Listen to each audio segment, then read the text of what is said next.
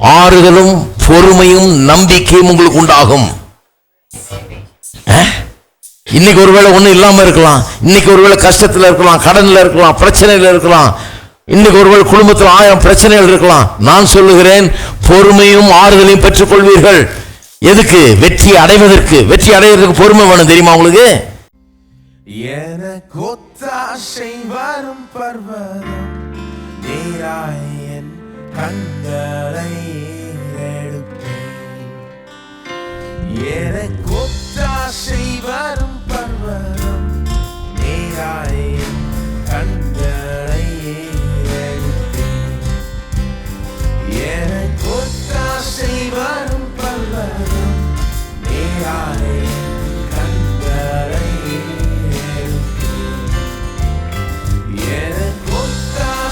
வரும் பர்வதம் நீராயன் கண்களை எடுப்பேன்.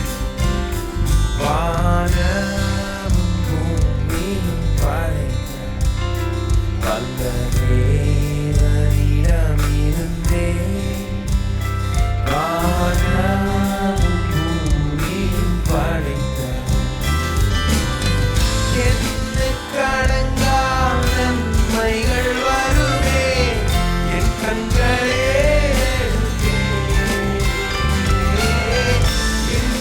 கடங்கா நன்மைகள் வருமே என் கண்களே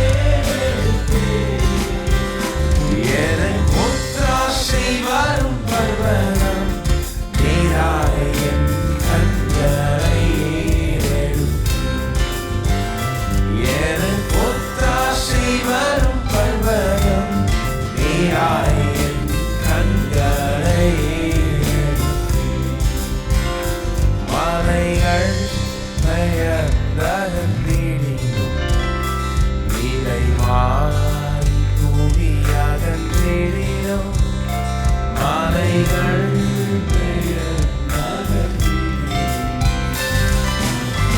மாறிடுமோ அவர் கிருபை என்னாலும் ஆறுதல் எனக்கவரே.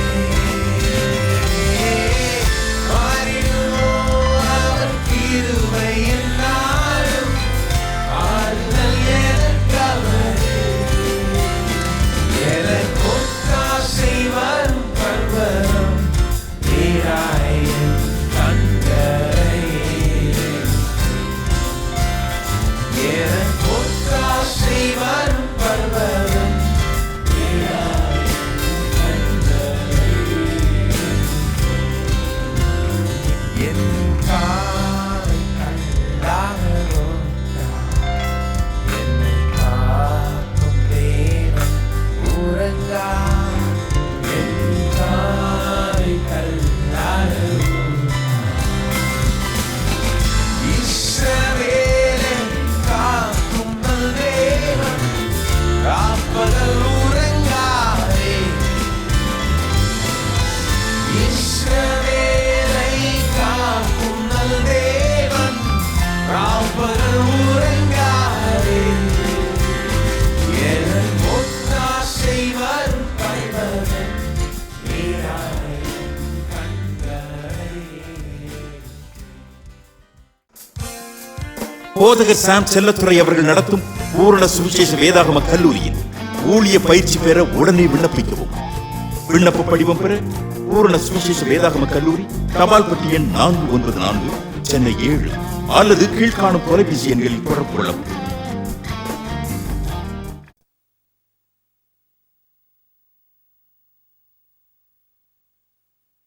உள்ள தரிசனம் வந்திருக்கா? எதிர்காலத்தை குறித்த ஒரு தரிசனம் வந்திருக்கா? நோக்கம் வந்துருச்சா? அந்த காட்சி வந்துருச்சா? நம்பிக்கை வந்துருச்சா? நம்பிக்கை என்ன? காட்சி. இன்னைக்கு பார்க்க முடியாத, நாளைக்கு நடக்க போறது இன்றைக்கே மனக்கண்கள்ல காண்பதுதான் தரிசனம், அல்ல காண்பதுதான் நம்பிக்கை, காண்பதுதான் இமேஜினேஷன், காட்லி இமேஜினேஷன். இல்லையா? கடவுள் அப்படிதான் நீங்க எல்லாத்தையும் அடையணும்னு வச்சிருக்காரு. அப்ப தரிசனம் இல்லாத கெட்டு போறாங்க பாருங்க. நிறைய பேருக்கு தங்களுடைய வாழ்க்கை இன்னைக்கு இருக்கிறத விட நல்லா இருக்குங்கிற ஒரு அந்த தரிசனம் கிடையாது. அந்த தரிசனம் கிடையவே கிடையாது. சொல்றாரு பாருங்க, குடும்பத்துல சமாதானம் இல்லை, நிம்மதி இல்லை. சொல்றாரு எல்லாம் இருக்குது பிரதர், எனக்கு விசுவாசி, பைபிளும் கையுமா தான் இருப்பாரு. சொல்றாரு எல்லாம் இருக்குது, கர்த்தருக்கு ஸ்தோத்திரம், எல்லாமே எனக்கு இருக்குது. ஆனா ஒரே ஒரு கொடுப்பனை இல்லை, குடும்ப வாழ்க்கையில் ஒரு சந்தோஷம் இல்லை. 30 வருஷமா கல்யாணம் பண்ணி போது ஏதோ போதுங்க, இப்படியே தள்ளிட வேண்டியதுதான். என்ன கடவுள் நமக்கு அதுக்கு கொடுப்பனை கொடுக்கல, நம்ம கடவுள் அது கொடுக்காம நம்மளுக்கு விட்டுட்டாரு, அவ்வளவுதான். அப்புறம் சொல்றாரு எனக்கு அட்வைஸ், நாம எப்பவுமே அப்படிதான் எடுத்துக்கணும் பிரதர். நமக்கு கொடுப்பனை இல்லைன்னா அதை பற்றி வருத்தப்பட்டு பிரயோஜனம் இல்லை, நம்ம அதை ஏற்றுக்கொள்ளணும். இவ்வளவுதான் நம்ம கடவுள் கொடுத்துருக்காரு, இப்போ இதோட இன்னொரு 20 வருஷம் தள்ள முடிஞ்சு போச்சு வாழ்க்கை அப்படின்னு ஏத்துக்கிட்டோம்னா நம்ம அப்படியே காலம் தள்ளிடலாம். ஸ்தோத்திரம், பிரைஸ் தி லார்ட். போயிட்டு வரேன். எனக்கு அவர் பேசத்துக்குள்ள தலைவலி ஆயிடுச்சு, எப்படா போவாருன்னு ஆயிடுச்சு. என்ன ஒரு ஆட்டிடியூடு பாருங்க. பைபிளும் கையுமா இருக்கிறாரா, நான் பைபிளை வாசிக்கிறாரான்னு தெரியல, அது வாசிக்கிறது புரியுதான்னு தெரியல, எதுக்காக பைபிள் கொடுக்கப்பட்டிருக்குன்னு தெரியல. இந்த பைபிளை ஒழுங்கா வாசிச்சா இந்த உருப்படாத குடும்ப வாழ்க்கையை எப்படி உருப்பட வைக்கிறதுங்கிறது விளங்கும், அதை பற்றிய ஒரு தரிசனம் உண்டாகும். இந்த ஒழுங்கா இல்லாத மனைவியை நல்லா ஆக்குறது எப்படி, நம்மளை நல்லா ஆக்கிக்கிறது எப்படி, 2 சைடும் பார்க்கணும்ல. எல்லாத்தையும் நல்லா ஆக்கி, பிள்ளைகளை நல்லா ஆக்கி, எல்லாத்தையும் நல்லா ஆக்கி, நம்ம குடும்பத்தை எப்படி நல்லா ஆக்கி, எல்லாத்தையும் கோணமா இருக்கிறது எல்லாத்தையும் நேராக்கி, எப்படி செம்மையாக்கி, எப்படி கரெக்டாக்க வேண்டியது அப்படிங்கிறத பற்றி தரிசனம் எங்க இருந்து வரும்? இங்க இருந்து வரும். அதுக்கு தாங்க இது. சும்மா டெய்லி எந்திரிச்ச உடனே அப்படி சிலர் இப்படி மூடிக்குவாங்க, கண்ணை திறந்த உடனே பைபிளை பார்க்கறாங்களாம். எந்திரிச்ச உடனே கண்ணை மூடிட்டே வருவாங்க, பைபிளை தடைக்கிட்டு பைபிளை எடுத்துட்டு கண்ணுமா, ஏன்னா எடுத்த உடனே பைபிளை தான் பார்க்கணும். இப்படி பார்த்து பார்த்து பார்த்து ஒன்றும் நடக்கல. கடைசியில் இப்போவாது கொஞ்சம் யோசிச்சு பார்க்கணும். இதெல்லாம் முக்கியமே கிடையாதுங்க. இதிலிருந்து உங்களுக்கு ஒரு காட்சி உண்டாக வேண்டும். உங்களுடைய குடும்பம் சந்தோஷம் உள்ளதா, சமாதானம் உள்ளதா, உருப்படாது இருக்கிற அந்த நிலை மாறி நல்ல உருப்படுற குடும்பமா, அருமையான குடும்பமா, நல்ல மகிழ்ச்சி மிக்க குடும்பமா மாறுறதுக்கு வேண்டிய அந்த காட்சிகள் எல்லாம் இங்கே கொடுக்கப்பட்டிருக்கிறது. வார்த்தைகள்லாம் இங்கே இருக்குது இல்லைங்களா?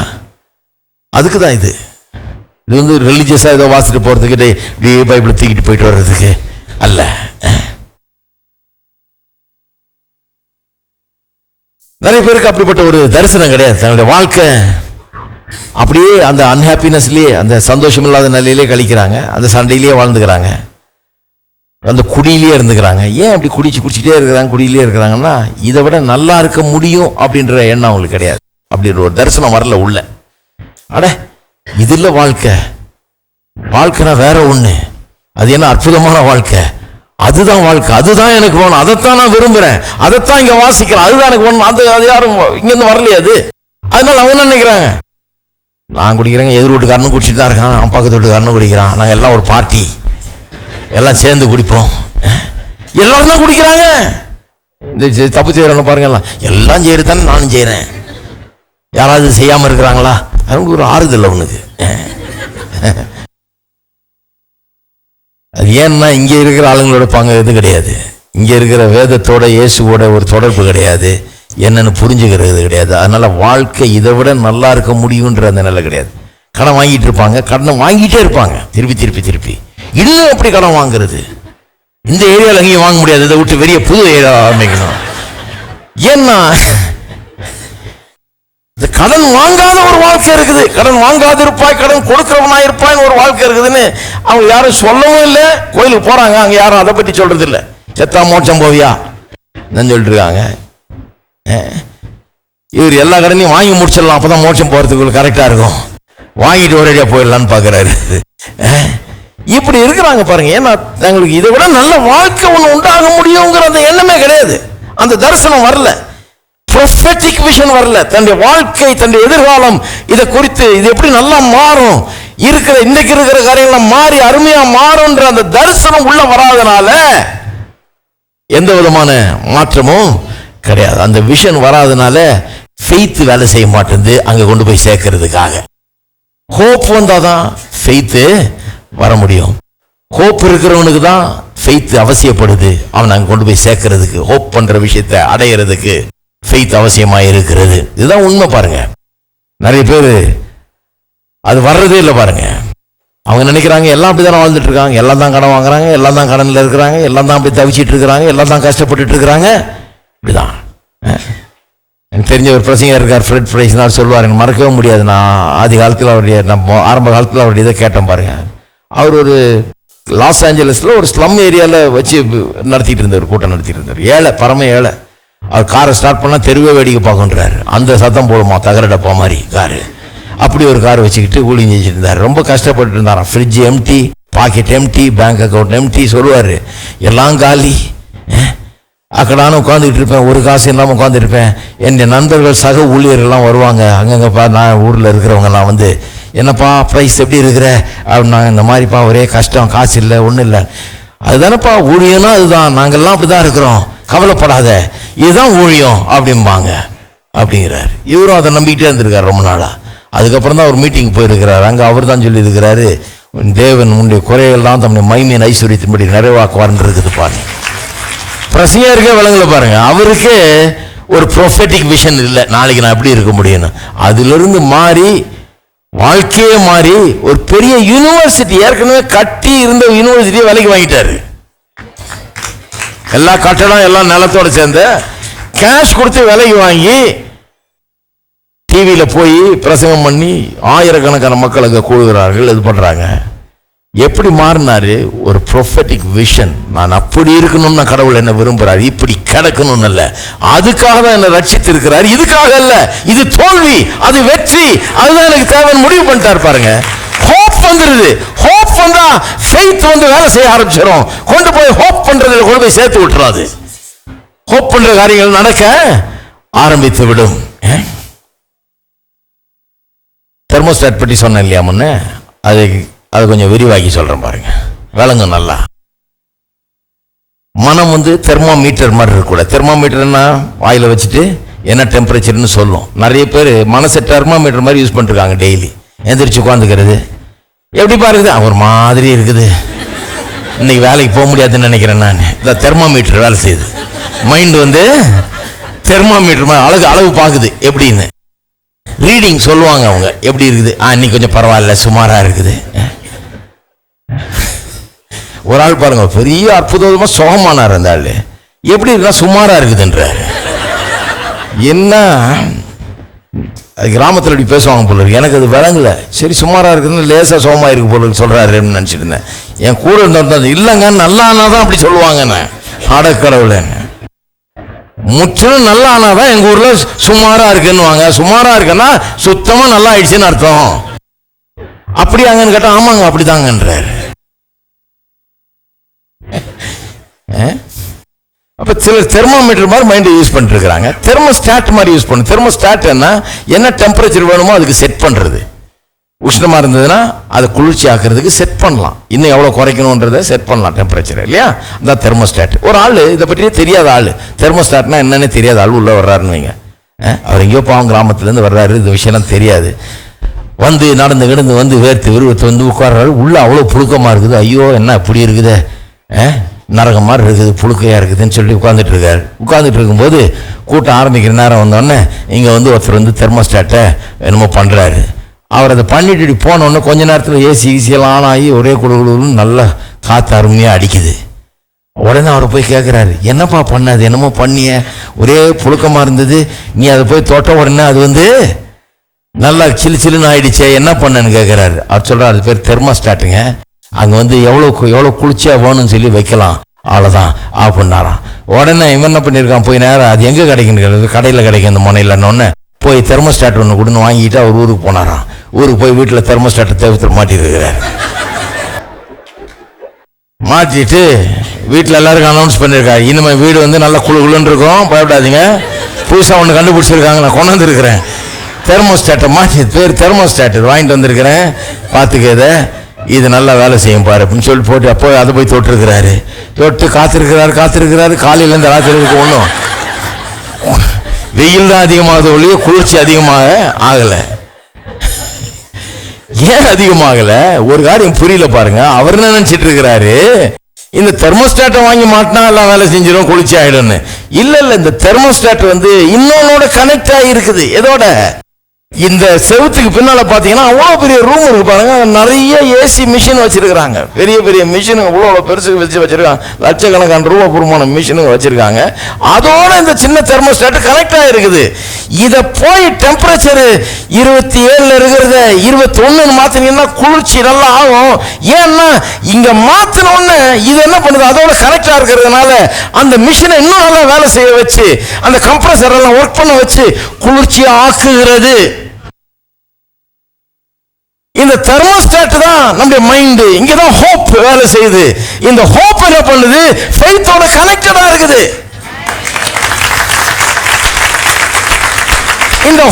இந்த ஹோப்ங்கிறது, நம்பிக்கைங்கிறது கோல் செட்டர். இங்கதான் நான் எங்க போகணும், எப்படி இருக்கணும், என்னவா என் வாழ்க்கை மாறணும், இன்னைக்கு இப்படி இருக்கிறேன், நாளைக்கு நான் அப்படி இருக்க போறேன், இது எனக்கு பிடிக்கல, அதுதான் எனக்கு வேணும், அப்படி இருக்க விரும்புகிறேன்ற கோலை என்னுடைய மனதிலே நான் செட் பண்ணுகிறேன். இது நம்பிக்கை. இந்த நம்பிக்கையை நான் செட் பண்ண உடனே, கோலை செட் பண்ண உடனே ஃபெய்த் வேலை செய்ய ஆரம்பிச்சிருது.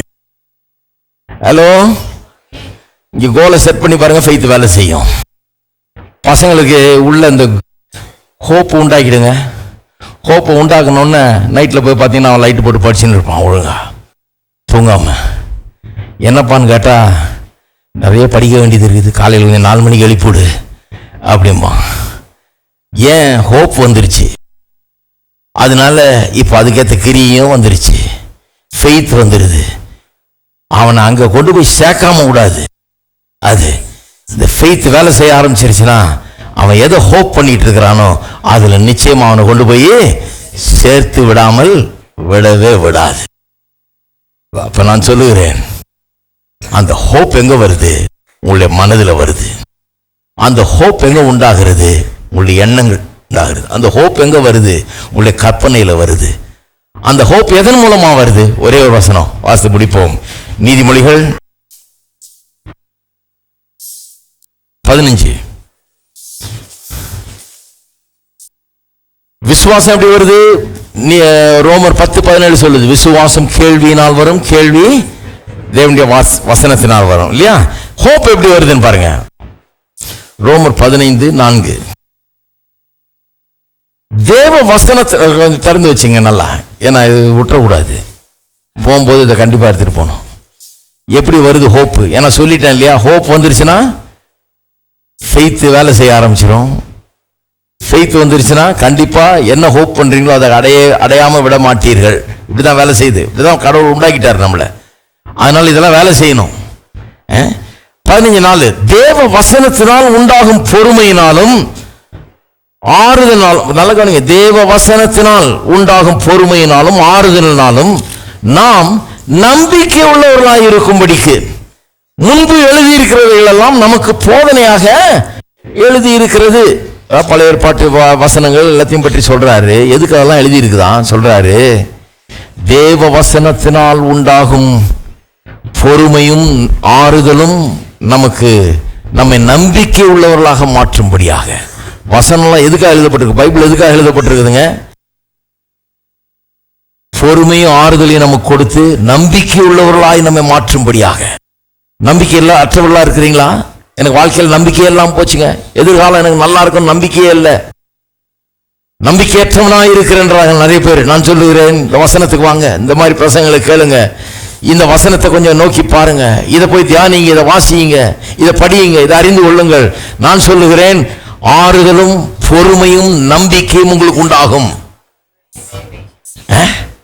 இன்னைக்கு ஒருவேளை ஒன்றும் இல்லாம இருக்கலாம், இன்னைக்கு ஒருவேளை கஷ்டத்தில் இருக்கலாம், கடன்ல இருக்கலாம், பிரச்சனையில் இருக்கலாம், இன்னைக்கு ஒருவேளை குடும்பத்தில் 1000 பிரச்சனைகள் இருக்கலாம். நான் சொல்லுகிறேன், பொறுமையும் ஆறுதலையும் பெற்றுக் கொள்வீர்கள். எதுக்கு? வெற்றி அடைவதற்கு. வெற்றி அடைவதற்கு பொறுமை வேணும், தெரியுமா உங்களுக்கு? நிறைய பேர் அதுக்குள்ள கையை கழுவிடுறது. வேணாம், போதும், எனக்கு இந்த குடும்ப வாழ்க்கையே வேணாம், நான் கையை கழுவிடுறேன். கையை சீக்கிரம் கழுவிடக்கூடாது, இலையில சோறு போடுறதுக்கு முன்னாடியே. ஹலோ, இன்னும் நிறைய வர வேண்டியதெல்லாம் இருக்குதுங்க. முதல்ல ஸ்வீட் வைப்பாங்க, அப்புறம் காரம் வைப்பாங்க, அப்புறம் சாம்பாரை கொண்டாடுவாங்க, அப்புறம் கறியை கொண்டாடுவாங்க, அப்புறம் பாயாசம் கொண்டாடுவாங்க, அப்புறம் லட்டு இதெல்லாம் ஜிலேபி எல்லாம் எல்லாம் கொண்டு நிறைய இருக்குது விஷயம். இதுக்குள்ள கை கழுவுனா எப்படி? இல்லைங்க, காத்து இருந்து பார்த்துட்டேன். இல்ல கொஞ்சம் வெயிட் பண்ணுங்க, வந்துரும். பொறுமையும் ஆறுதலும் நம்பிக்கையும் உண்டாகும். நான் சொல்றேன், நம்பிக்கையற்றவர்களுக்கு நான் சொல்றேன், நம்பிக்கை உண்டாகும். எப்படி உண்டாகும்? எதுக்கு இந்த வசனத்தை இவ்வளவு பிரசவம் பண்ணிட்டு இருக்கிறேன்? நம்பிக்கை எப்படி உண்டாகும்? வசனத்தின் மூலமா உண்டாகும். விசுவாசம் எப்படி உண்டாகுது? வசனத்தின் மூலமா தான் உண்டாகுது. நான் சொல்றேன், வாழ்க்கையில நம்பிக்கை எப்படி உண்டாகுது? வசனத்தின் மூலமா தான் உண்டாகுது. நம்பிக்கை உண்டாச்சுன்னா ஒளிமயமான எதிர்காலமும் நிச்சயமாய் உண்டாகிவிடும். அது நிச்சயம். நம்பிக்கை உண்டாயிடுச்சுன்னா தெர்மோஸ்டாட் மாதிரி அதை செட் பண்ணீங்கன்னா அது ஃபெய்த்தோட கனெக்டடா இருக்குதுங்க. அந்த மிஷின்லாம் ஏன் அப்படியே சூடாவே இருக்குதுன்னா இங்க ஒன்றும் சரி பண்ணல. இந்த நம்பிக்கையை சரி பண்ணோம்னா அது கிக்கப் ஆயிடும். அது உடனே கம்ப்ரஸர்லாம் ஆன் ஆயிடும், எல்லாம் வேலை செய்யும், கடன்னு குளிர்ச்சி ஆகும்.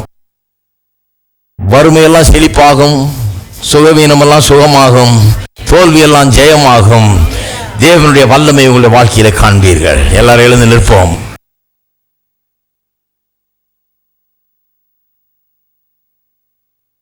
எல்லாரும் கரங்களை வைத்து கர்த்தரை ஸ்தோத்திரிப்போம்.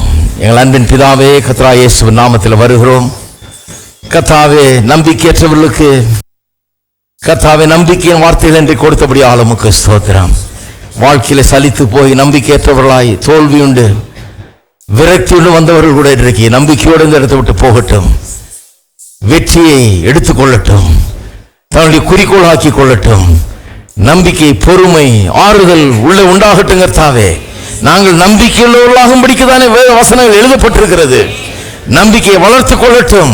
இந்த வசனத்துக்கு முதலிடத்தை கொடுக்கட்டும். பொறுமை, ஆறுதலும் நம்பிக்கையும் உள்ளங்களில் உண்டாகட்டும், மனதிலே உண்டாகட்டும். அந்த நம்பிக்கை வெற்றிக்கு நேராக, சுகத்துக்கு நேராக, ஜெயத்துக்கு நேராக, வாழ்வுக்கு நேராக அவளை நடத்தட்டும். உமக்கு எல்லா கனம், மகிமை, துதி, ஸ்தோத்திரங்களை ஏறெடுக்கிறோம். இயேசுவின் நாமத்திலே ஜெபிக்கிறோம். ஆமென். நம்முடைய கர்த்தராகிய இயேசு கிறிஸ்துவின் கிருபையும் பிதாவாகிய தேவனுடைய அன்பும் பரிசுத்த ஆவியானவருடைய ஐக்கியம் நம் அனைவரோடும் இன்றைக்கும் என்றைக்கும் இருப்பதாக. ஆமென். இயேசு எல்லா கனம் மகிமைக்கும் துதிக்கும் பாத்திரரே, நீர் ஜெயித்தீர்.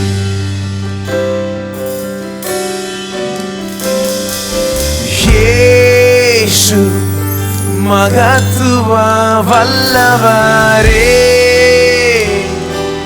உம் நாமம் மேலானதே, நீர் ஜெயித்தீர்.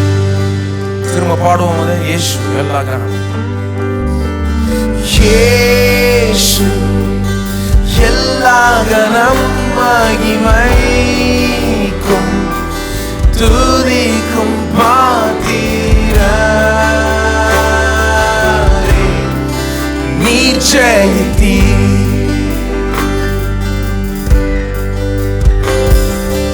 இயேசு மகத்துவ வல்லவரே, உம் நாமம் மேலானதே, நீர் ஜெயித்தீர்.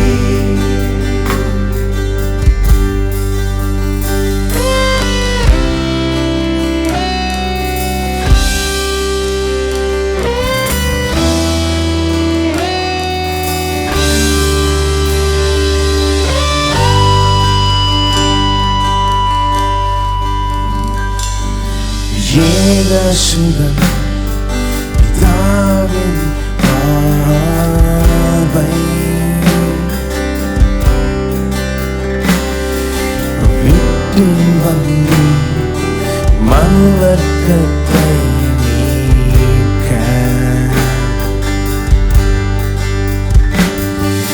பாவம் போக்கி சாவை வென்றெழுந்தே,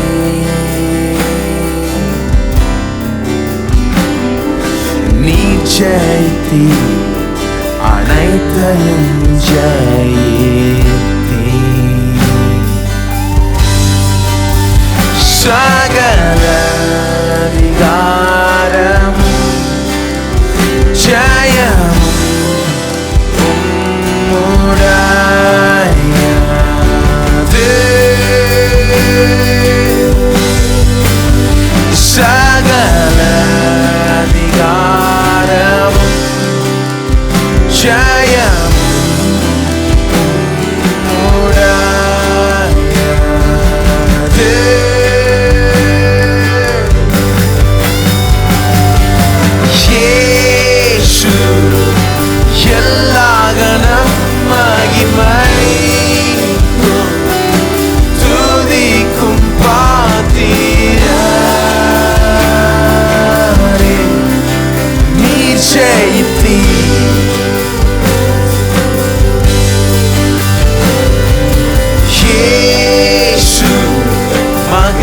மகத்துவ வல்லவரே, உம் நாமம் மேலானதே. நீர் ஜெயித்தீர். எல்லோரும் பாடும். இயேசு இயேசு எல்லா கணம் மகிமைக்கும் துதிக்கும் பாத்திரரே. நீர் ஜெயித்தீர். இயேசுவே இயேசு மகத்துவ வல்லவரே,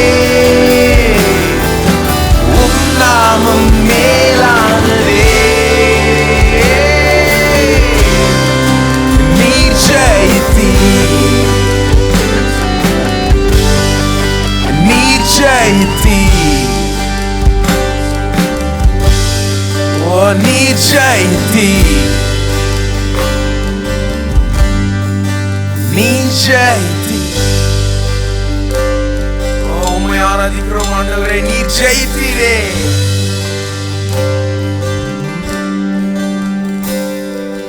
நாம் ஜெயிப்போம். இயேசுவின் ரத்தத்தால் நம் சாட்சியின் வசனத்தால் எல்லாரும் ஜெயிப்போம். நம்புறீங்களா? நாம் ஜெயிப்போம்.